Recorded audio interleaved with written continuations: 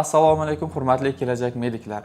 Ushbu video orqali sizlarga o'zimizning yangi kelajak mediklari botimizdan va kelajak mediklar yangi mini ilovamizdan qanday qilib foydalanish mumkinligini tanishtirib o'taman. Dastavval sizlarga tavsiya o'rnida aytib o'tmoqchimanki, bizning rasmiy kelajak mediklari Telegram kanalimizga obuna bo'lib qo'ying.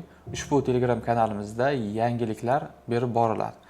Demak, kelajak mediklariga quyidagi havola orqali o'tishimiz mumkin bo'ladi. Ya'ni kanalimizda berilgan kelajak mediklari botiga biz o'tib olamiz va start tugmasini bosamiz. Start tugmasini bosganimizda obuna tasdiqlandi va biz obunani to'liq tasdiqlashimiz uchun telefon raqamimizni ulashishimiz kerak bo'ladi.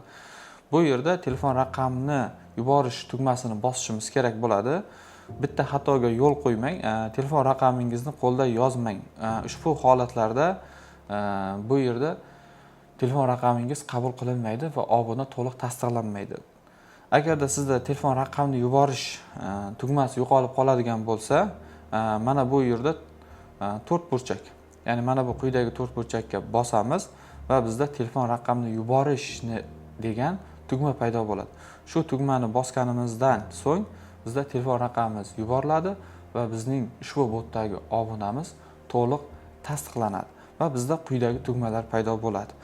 Platformaga o'tish, ko'p beriladigan savollar va admin bilan bog'lanish. Bu yerda platformaga o'tish tugmasini bosadigan bo'lsak, bizda mini ilovamiz ochiladi, ya'ni ishga tushadi va mini ilovadan foydalanishimiz mumkin bo'ladi. Ko'p beriladigan savollar tugmasini bosadigan bo'lsak, bu yerda platformadan qanday foydalanish va botdan qanday foydalanish to'g'risidagi yo'riqnomalar va turli xil savollarga javob videolar kelib chiqadi. Admin bilan bog'lanish tugmasini bossak, bu yerda kimyo va biologiya uchun javobgar bo'lgan administratorlarimizning Telegram akkauntlari kelib chiqadi. Administratorlarimiz bilan bog'lanib, yana ham qo'shimcha savollaringiz bo'lsa, bemalol javob olishingiz mumkin bo'ladi.